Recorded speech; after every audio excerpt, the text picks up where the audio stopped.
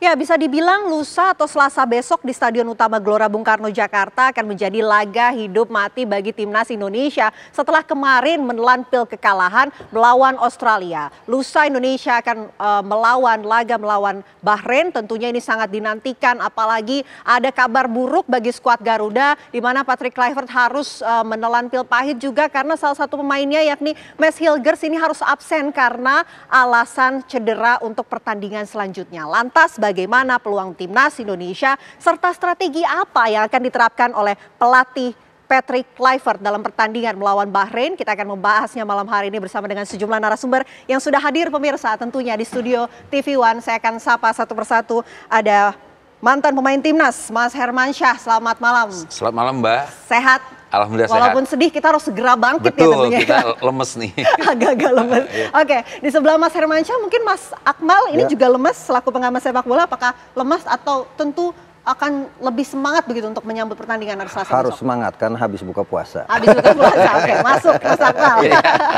Oke, pertandingan Selasa besok ini sangat dinantikan ya oleh seluruh masyarakat Indonesia tentunya. Karena bisa dikatakan ini sebagai laga hidup mati. Yang sangat dinantikan bagaimana strategi yang akan digunakan oleh Patrick Kluivert. Tapi mungkin pertanyaan saya mau ke Mas Akmal terlebih dahulu. Mas Akmal, melihat pertandingan lusa, optimisme melawan Bahrain seperti apa?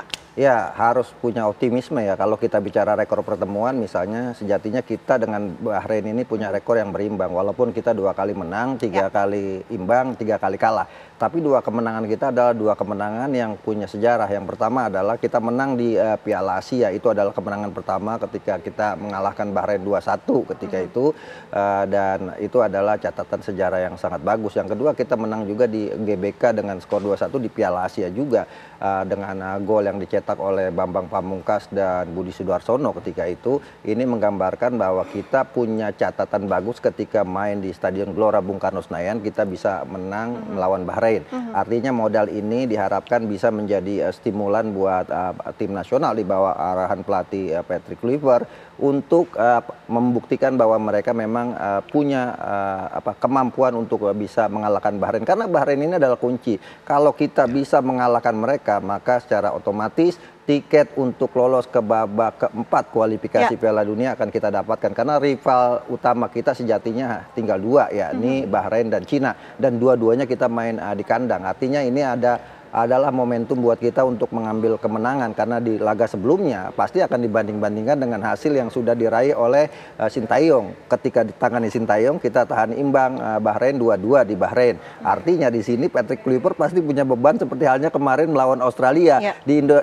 Bersama Sintayong ditahan 0-0 tapi kita kalah 1-5. Artinya ada tekanan moral di sini kepada tim pelatih Patrick Kluivert bersama para stafnya. Ada Alex Pastur, kemudian ada Gerard Van Aanberg, kemudian Daniel Lazard, untuk membuktikan ini adalah debut mereka pertama kali di Indonesia kan. Artinya mereka harus memberikan kesan baik karena tekanan kan sekarang di publik begitu besar kepada Kluivert. Bahkan kemarin setelah kalah saja tagar Kluivert out saja sudah muncul dan bertebaran di mana-mana. Bahkan yel-yel di Sydney ketika kita sebelum pertandingan selesai sudah ada yang meneriakan Sintayong seperti itu. Nah, bukan mustahil kalau kemudian hasil buruk terjadi di laga di GBK, hal semacam itu akan terjadi lagi. Nah, ini akan menjadi menurut saya pertaruhan buat uji kepantasan Patrick Kluivert sebagai pelatih tim nasional Indonesia. Oke, laga hidup mati uji kepantasan bagi Patrick Kluivert. Tapi kalau kita melihat dalam pertandingan kemarin melawan Australia, faktor apa yang sebetulnya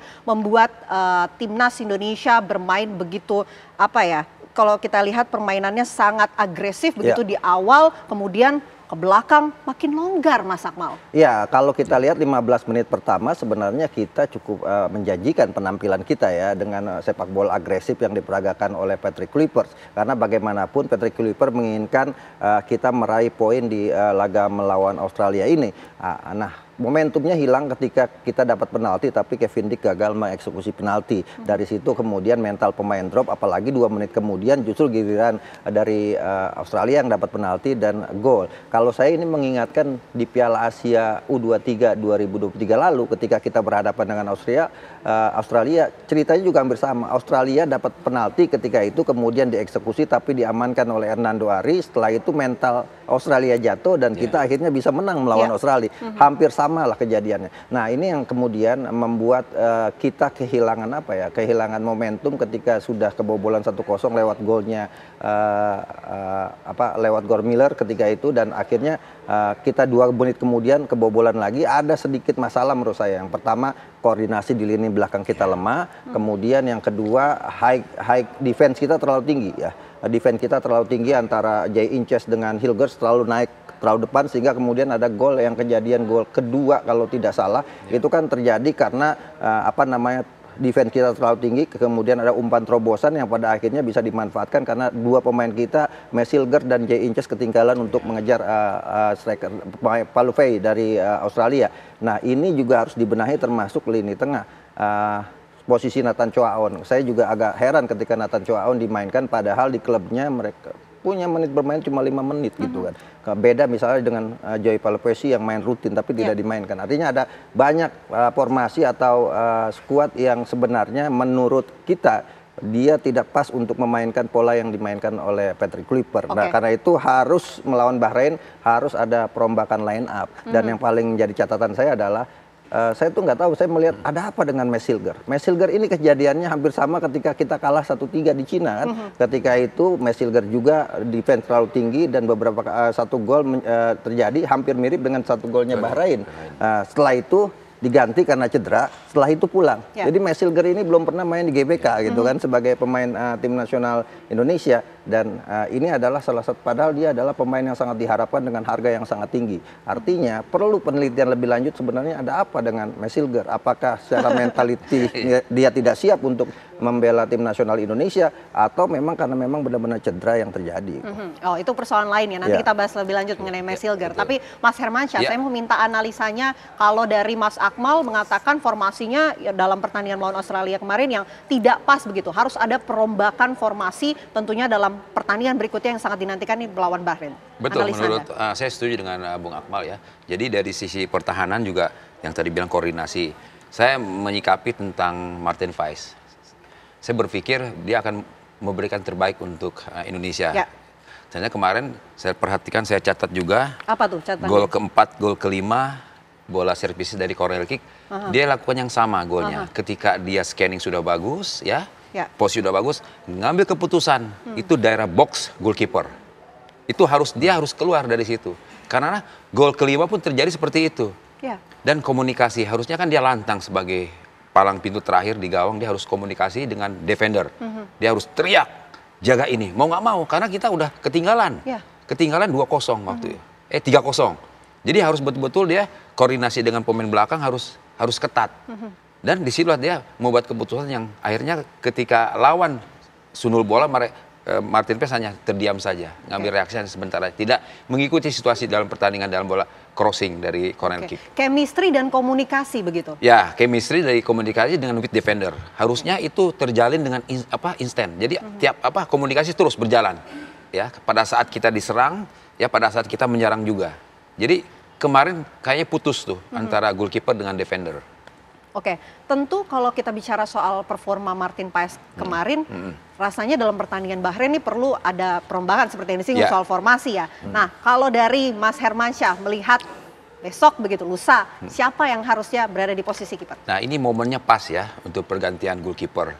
Tapi sekarang tergantung dari pelatih kipernya komunikasi dengan Martin Weiss. Otomatis Martin secara psikolog dia agak drop. Oke, secara psikologis drop ya. Dia harus komunikasi dengan pelatih kiper dan taruh harapan kepada Emil dan harus komunikasi. Dan ini momen pas untuk bisa menampilkan Emil di pertandingan lawan Bahrain. Emil Odero Mulyadi. Tentu kan Patrick Kluivert dalam menentukan siapa-siapa formasi-formasi pemain pasti tentu ada pertimbangan tersendiri begitu. Ya. Tapi kalau dalam pertandingan melawan Australia kemarin, kenapa bukan Odero begitu yang diterjunkan? Nah, justru itu mungkin melihat penampilan sebelumnya Martin Weiss kan bagus. Justru itu saya agak sedikit juga kaget ya, kenapa kok Martin Weiss kemarin penampilan tidak yang sesuai dengan harapan saya. Ya ketika dia lawan Australia ya, dia penampilan konsisten. Kemarin dari pertandingan lihat dari sudut pandang saya sebagai pelatih kiper, itu nggak ada karakternya dia bermain. Karena gol keempat, mungkin kalau seandainya biasanya penalti dia bisa antisipasi itu. Yang dapat dari penalti dari Australia itu, kalau itu mungkin dapat ya ditepis sama sama Paes mungkin lain cerita itu, Martin Paes. Kan ada penalti kita kan. Biasanya penalti dia antisipasinya bagus tuh. Nah tuh kok hilang apanya karakternya dia bermain itu. Jadi bicara soal adanya kemungkinan mungkin Emil Audero akan diterjunkan dalam pertandingan melawan Bahrain. Apakah nanti jika memang terjun begitu akan memberikan dampak ataupun efek yang positif atau justru negatif untuk keseluruhan timnas? Kalau menurut saya penampilan Emil juga setara dengan Martin ya. Artinya gini loh, sudah kelas dunia ya. Jadi dia pinjaman dari Como ke Palermo ya. Jadi otomatis dari segi pengalaman ya, tekanan-tekanan yang tinggi juga sudah dialami oleh Emil ya. Kemungkinan besar juga mungkin pelatih kepala juga akan merekomendasikan juga mungkin kepada pelatih kipernya. Kalau menurut pandangan saya ya. Jadi nggak usah khawatir tentang Emil dari segi penampilan dia. Oke, Mas Akmal. Ya, kalau saya lihat kan bicara Martin Paes ini sudah 7 pertandingan kebobolan 14 gol. Secara psikologi mungkin perlu ada waktu dia rest untuk kemudian mengembalikan moralnya sekaligus juga memberikan tantangan buat Martin Paes bahwa dia tidak ada di zona nyaman gitu. Apalagi kemudian pelapisnya juga bukan kiper kaleng-kaleng gitu, Audero Mulyadi yang baru kemudian disumpah menjadi warga negara Indonesia. Artinya ada persaingan kiper sebenarnya. Dua-duanya ini kan adalah kiper-kiper besar yang punya nama besar. Martin Paes di MLS di Amerika Serikat, kemudian Audero Mulyadi ada di Palermo. di Palermo, pernah main di Como, pernah main di Inter, pernah main di Sampdoria, pernah main di Juventus. Artinya kalau bicara kurikulum vitae, Emil Audero Mulyadi itu punya kurikulum vitae lebih lebih baik dibanding dengan Martin Paes gitu kan. Bicara kurikulum vitae, apalagi Serie A kan lebih lebih kompetitif dibandingkan dengan MLS. Artinya ini juga kesempatan buat Audero Mulyadi untuk main gitu. Kalau seandainya misalnya dalam 2 pertandingan ini Audero Mulyadi tidak main, justru akan ada konflik internal di dalam gitu. Saya mau menjadi warga negara Indonesia, mau main sebagai pemain tim nasional Indonesia. Ketika saya kemudian tidak diberikan kesempatan untuk debut, pastinya akan ada gesekan-gesekan. Nah, problem-problem gesekan-gesekan ini, Vena, ini akan kemungkinan bisa terjadi juga di tim nasional kita, dan inilah yang harus diredam oleh oleh Patrick Kluivert. Karena saya memberikan catatan sedikit apa yang dikatakan oleh Robert Maskan, itu analis sepak bola dari Belanda yang mengatakan bahwa tim ini terlalu disupermewahkan, seolah-olah ini tim yang bisa menaklukkan dunia dengan mudah gitu, seperti halnya Galacticos di Real Madrid. Padahal ini hanya kumpulan pemain-pemain yang memang di Indonesia punya grade-nya lebih di atas pemain-pemain Indonesia, tapi secara tim ini belum bisa bermain sebagai sebuah kekuatan tim. Karena bagaimanapun misalnya Martin Paes, maksud saya Mesilgers dengan Jay Inches kan sudah 2 kali ditandemkan, tapi komunikasinya tidak begitu bagus. Beda dengan kemudian Jay Inches dengan Rizky Ridho. Nah, menurut saya itu akan ada perubahan. Nah, misalnya di lini tengah, mungkin Nathan Choaon kehilangan atmosfer pertandingan karena tidak banyak bermain bersama klubnya. Nanti akan diberikan kesempatan kepada Joy Paul Pesci untuk bermain, dan saya pikir situasi dan perubahan harus dilakukan oleh Patrick Kluivert untuk mengambil momen yang menurut saya ini momen wajib menang buat Indonesia. Jadi tidak ada pilihan buat Patrick Kluivert, tidak ada pilihan untuk menang atau semakin kuat orang meneriakan Patrick Kluivert out. Apakah dengan adanya Audero ini akan menjadi poin penting? Tapi ditahan nanti ya, Mas Akmal, Mas Hermansyah. Kita jeda terlebih dahulu. Apa kabar Indonesia Malam akan kembali untuk Anda sesaat lagi. Anda kembali menyaksikan Apa Kabar Indonesia Malam. Kalau kita sama-sama simak judul dialog kita ini menarik ya. Ini mungkin bisa direspon dulu. Judulnya adalah Timnas Mesti Bertahan untuk Menyerang. Analisa Mas Akmal. Ya, saya pernah beberapa kali ketika Sintayong digantikan oleh Patrick Kluivert, saya selalu mengatakan dengan analogi ya, al-muhafazu ala salafi sholih wal akhzu bil jadidil aslah. Pertahankan peninggalan pelatih lama yang bagus, kemudian lakukan perubahan atau perbaikan-perbaikan dari sisi yang masih kurang. Salah satu peninggalan yang paling bagus dari Sintayong adalah bagaimana pola kompetisi dia yang sangat luar biasa, sehingga sulit sekali untuk dibobol lawan. Sayangnya itu yang kemudian ditinggalkan oleh Patrick Kluivert, karena dia merasa dengan pola menyerang yang dia punya dia bisa mengalahkan Australia. Tapi faktanya Australia justru memainkan gaya bermain yang sedikit menunggu, yang pada akhirnya mencari celah kesalahan tim kita. Sebenarnya apa yang dialami oleh Sintayong berbeda dengan Clippers. Sintayong itu udah punya pengalaman ya, ketika berhadapan dengan Australia. Ketika dia pertama kali berhadapan dengan Australia kan kalah 4-0 di Piala Asia ya, di mana kemudian Sintayong belajar dari situ, menganalisa, mengevaluasi bahwa Australia waktu menang 4-0 melawan Indonesia di Piala Asia, Australia juga tidak bermain menyerang. Mereka hanya menunggu kesalahan Indonesia di lini belakang untuk kemudian dimaksimalkan. Hal itu juga diulang ketika berhadapan dengan Patrick Kluivert. Tapi Sintayong ketika kemudian main di Jakarta, dia berpikir sulit untuk membuat Australia kalah dengan mentalitas yang mereka punya. Maka pilihannya adalah kita harus curi poin melawan Australia di GBK. Ya pilihannya bermain dengan compact defense dan bertahan gitu. Sebenarnya kenapa Sintayong bermain bertahan? Jawabannya ada di ketika Patrick Kluivert kalah 1-5. Itulah yang kemudian menurut saya juga tim dari Patrick Kluivert ini untuk melakukan evaluasi, tim analisnya bagaimana melawan Bahrain ke depan gitu kan. Karena apa? Bahrain ini sangat tricky mainnya. Berbeda dengan Australia, tricky, pemainnya nakal, cengeng, sering jatuh-jatuh gitu. Dan jangan sampai kemudian diturunkan misalnya pemain-pemain yang punya emosi tinggi. Nah ini kan kita ada Justin Hubner yang sering dapat kartu merah, kemudian ada Rafael Struijk yang juga agak emosional. Bahkan sebelum pertandingan kan Bahrain sudah memberikan sayur-sayur kepada Indonesia. Misalnya pelatihnya Dragan Talajic mengatakan kita nggak melawan Indonesia, kita melawan Belanda ini, gitu kan. Kemudian Federasi Sepak Bola mereka mengatakan bahwa kita butuh jaminan keamanan untuk bisa main di GBK. Kalau bisa bahkan dulu dikatakan minta dipindah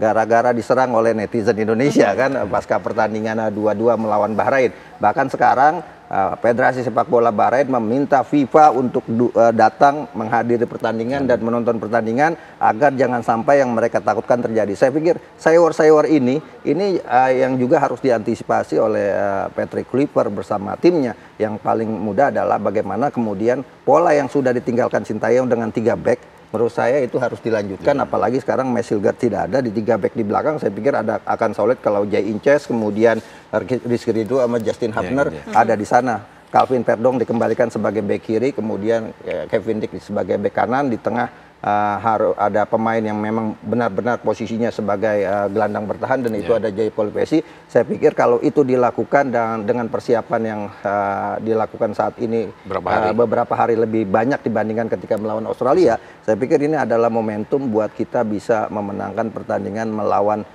Bahrain. Karena apa? Pasti publik memberikan tekanan besar seperti itu. Kita pernah menang dulu zamannya zamannya Ivan Kolev tanpa pemain diaspora. Kita bisa menang 2-1 melawan Bahrain. Begitu juga di Piala Asia sebelumnya kita bisa menang lawan dengan sekarang materi pemain yang saya bilang tadi, Los Galacticos, dengan harganya yang sampai 638 miliar, bahkan mengalahkan harga pemain Australia kemarin yang menang 5-1, ini menggambarkan bahwa publik punya ekspektasi besar tim ini bisa menang melawan Bahrain. Oke, kita sekarang bicara soal lini-lini. Mas Hermansyah mungkin punya analisa lain, lini mana yang kemudian harusnya diterjunkan dalam pertandingan lusa besok? Yang penting Mbak, komunikasi goalkeeper dengan defender harus kuat. Yang tadi dibilang Mas Ama. Jadi harus komunikasi, terutama kiper. Karena kalau belakang kita kuat ya, otomatis kita mungkin ya celah-celah untuk lawan untuk kita kecolongan juga mungkin agak berkurang.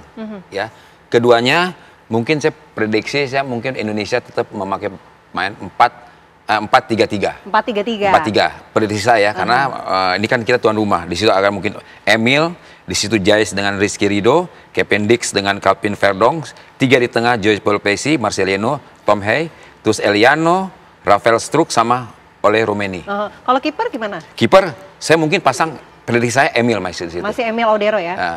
Jadi pergantian antara Martin jadi harus istirahat dulu, artinya sekarang tergantung pelatih kipernya komunikasi dengan Emil, karena dalam kurun waktu ini kan 5-0 itu sangat besar ya. Untuk mengembalikan kepercayaan diri lagi, dia istirahat dulu dan ada motivasi untuk pertandingan selanjutnya lagi. Jadi saya mudah-mudahan aja kita bisa, saya masih optimis Indonesia bisa menang lawan Bahrain. Oke, formasi itu akankah kemudian efektif jika diterapkan melawan Bahrain? Saya pikir efektif karena kita tuan rumah. Mungkin dukungan dari supporter Indonesia ya, memberikan dukungan untuk tim, dan keduanya mereka mungkin belajar dari kemarin ya dengan kemarin tuh kan kita tuan rumah, kemungkinan bisa lebih super aktif untuk bisa menyerang. Ya. Oke, menarik juga kalau kita lihat performa pertandingan sebelumnya Ya. melawan Australia yang menjadi sorotan oleh seluruh masyarakat Indonesia tentunya adalah bagaimana performa dari salah satu pemain oleh Romani. Itu kan merupakan pertandingan debut ya Debut pertama bagi oleh Romani. Nanti mungkin bisa direspon usai jeda. Kita jeda terlebih dahulu pemirsa. Apa kabar Indonesia Malam akan kembali untuk Anda sesaat lagi. Sekarang kita bicara soal salah satu pemain yang menjadi sorotan masyarakat tentunya setelah memberikan performa terbaik dalam laga melawan Australia kemarin oleh Romani. Analisa Anda, ini kan permainan debut dari oleh Romani setelah kemudian sebelumnya dinaturalisasi begitu.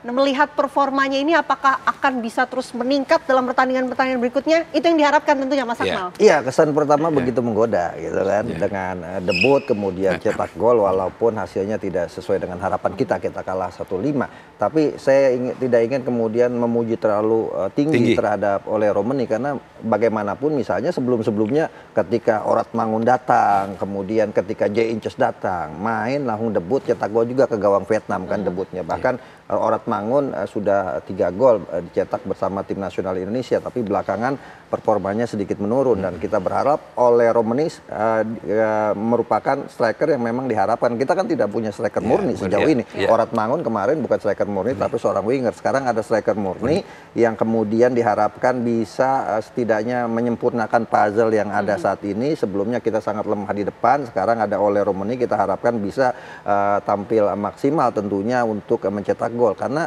kemenangan itu hanya bisa didapat dengan cetak gol dan itu adalah salah satunya tugas oleh Romani, apalagi nanti di GBK kita berharap oleh Romani performanya meningkat ketika bermain di GBK dan dia benar-benar menjadi sosok yang memang dibutuhkan oleh tim nasional kita dalam kaitannya urusan mencetak gol.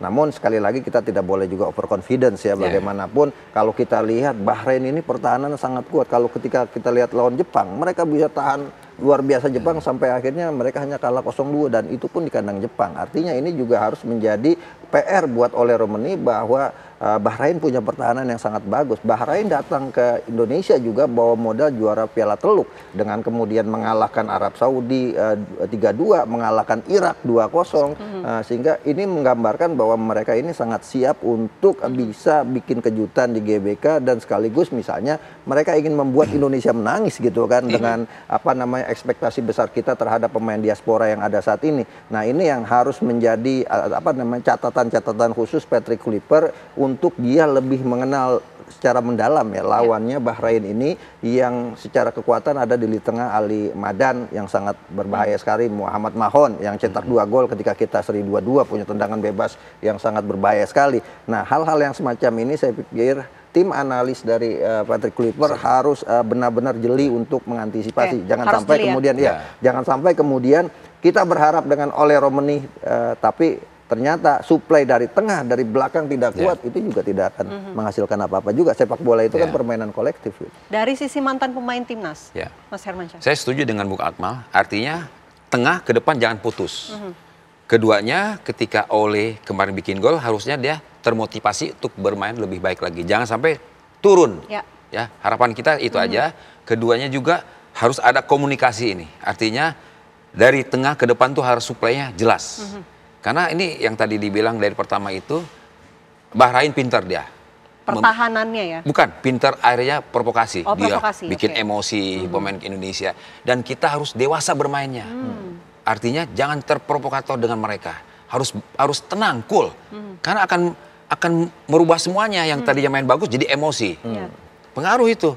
Jadi justru itu kita harus bermain dengan sabar, tenang untuk meraih poin 3. Tapi siapa pendamping yang cocok untuk mendampingi Ole? Apakah Orat Mangun?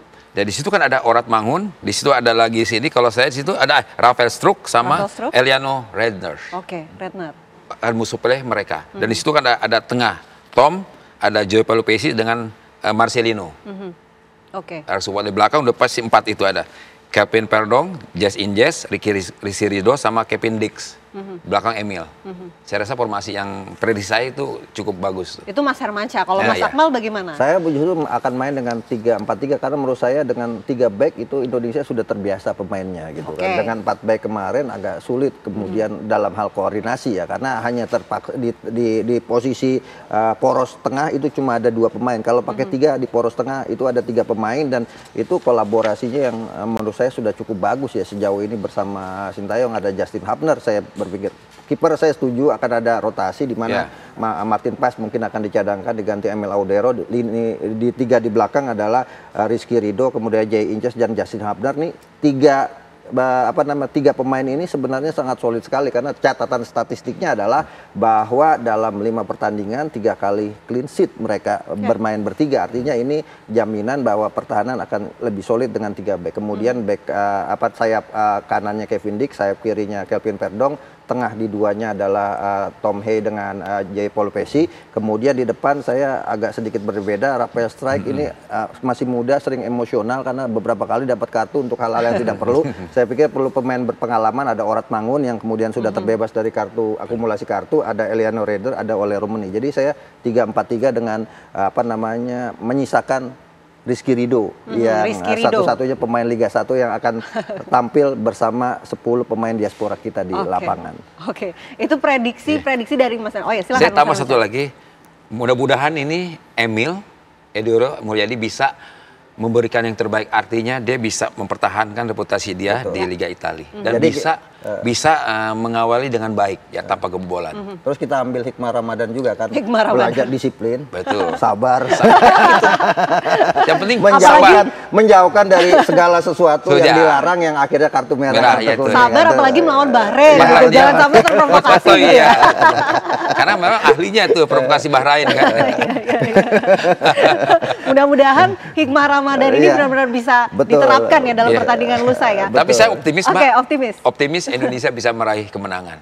Itu yang semua masyarakat Indonesia sama-sama harapkan. Mudah-mudahan Indonesia bisa menjaga dan juga membawa kemenangan tentunya untuk Indonesia dalam pertandingan melawan Bahrain besok.